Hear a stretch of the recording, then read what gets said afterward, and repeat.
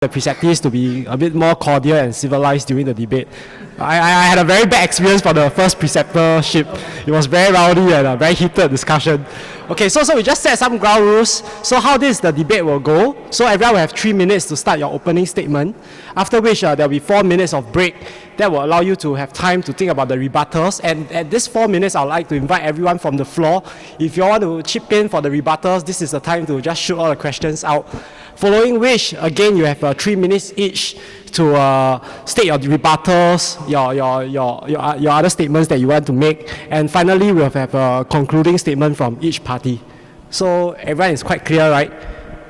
Okay, so without further ado, we shall start the third debate. The debate question is, all newly diagnosed patients with hormone-sensitive metastatic prostate cancer should be offered triplet therapy as the standard of care.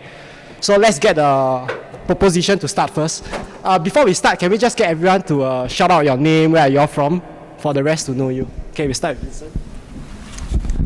Good afternoon. So my name is Vincent. I'm from Malaysia. I'm a final year resident.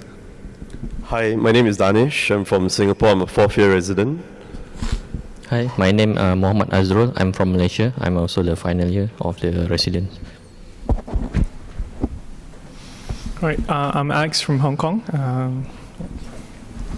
I'm Claire from Singapore. I'm a 5th year.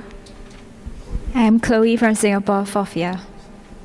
Yeah, so we'll get the proposition to start first. May I remind all the speakers to speak loudly into the mic so that everyone can hear you? Okay, the floor is yours. Hi, good afternoon. My name is Muhammad Azrul. I'm from Malaysia. So, should all patients with a metastatic hormone-sensitive prostate cancer should receive triple treatment, so as a standard of care? So, when we go back, when a patient with a metastatic hormone-sensitive prostate cancers, the treatment start off with the first one is ADT, and then followed by the dual treatment, and then back into the 2022 where the publication of the Pt.10 and also RSN trial where they changed the landmark of the treatment with the triple therapy. So I will start off with the Pt.10 trial where there's about more than 1,000 patients who is randomized into the 4 arms of the treatment, which is the first arm, which is a standard of care treatment, which is standard of care means that the patient receive ADT plus docetaxel. The second arm is a standard of care with the abiraterone, and the third arm with the standard of care with the radiotherapy, and also the fourth arm receive a triple treatment with the abiraterone, standard of care, abiraterone, and also radiotherapy. So looking of this trial, they're looking on the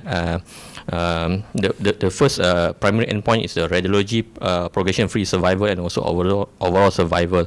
So with the median follow-up up to 3.5 years for the radiology progression-free survival, and also 4.4 years for the overall survival.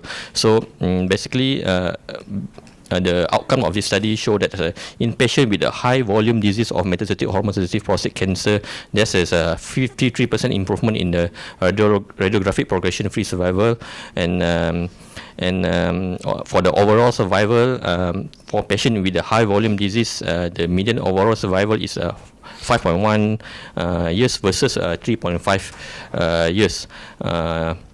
With marginal and non-significant improvement in low volume de novo disease. So as and for the second outcome is the side effect of the treatment. Basically is more or less is about comparable, except for the side effect of the hypertension. So basically, as a conclusion of this Pt.10 trial, basically is evidence that there's a good in radiology progression-free survival and also overall survival with comparable side effects. The second one is the RSN trial, where about 1,300 patients who are randomized into a two arm, which is dorolutamide, the standard of care, which is the ADT with docetaxel and also dorolutamide, and also the second arm without dorolutamide. So basically, the outcome of this study, they're looking at the overall survival, where the patient will receive dorolutamide, the risk of that is about 32%, and then the secondary outcome. Sorry, yeah. Okay, next, can we get the opposition to state your opening statement? Hello, good afternoon, everyone. So I'm Chloe from Singapore, and we are against the statement that all newly diagnosed patients with MHSPC should be offered triplet therapy as standard of care. I think our main contention with this statement is that not all patients should get triplet therapy upfront, because there is, as we all know in medicine, no one-size-fits-all approach. There is a need for appropriate patient selection to assess the fitness for each medication in this triplet therapy. So first of all, we need to evaluate the overall health status and comorbidities, as well as the organ-specific function, not just the age of the patient.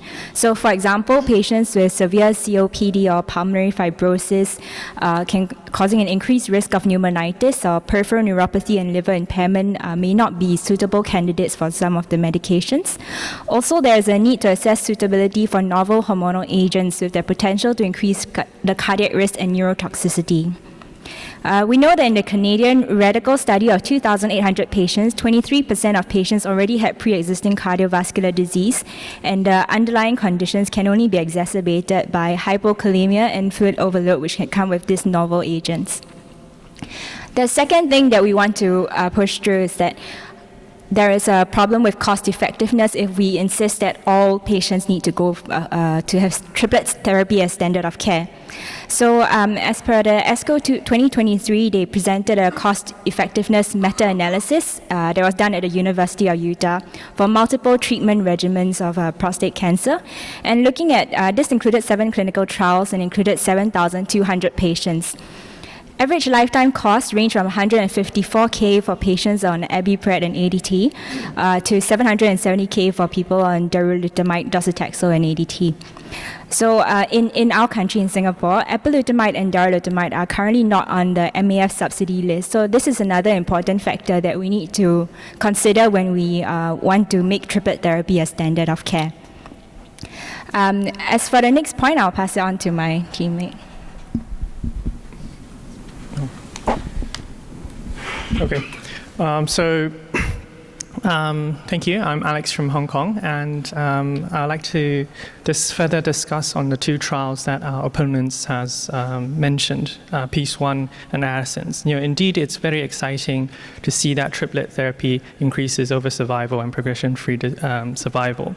However, if we look at the patient selection, as my colleague has mentioned, if we look into inclusion criteria, only ECOG class 1 and 2 0 to 1 patients were included, which is if you think about it realistically, if we have a patient presenting to us with MHSPC, if he's 90 years old, if he's bed-bound, wheelchair-bound, is it realistic for us to give this patient chemotherapy? So, yeah. Okay, so now we have 4 minutes for you to think through your rebuttals. We encourage any questions or comments from the floor. Yeah.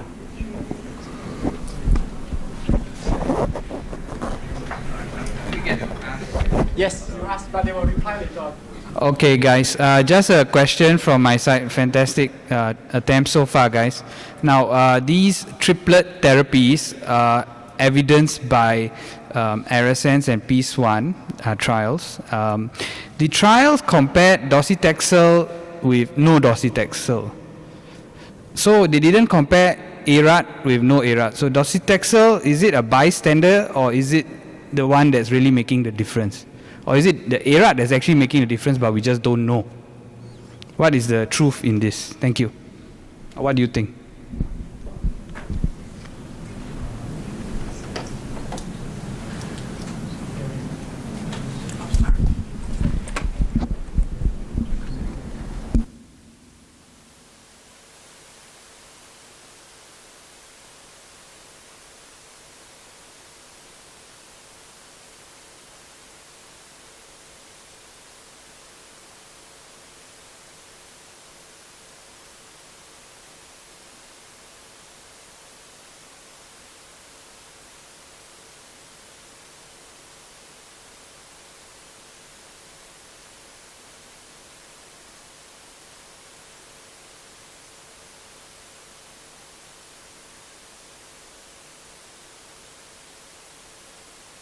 From the floor.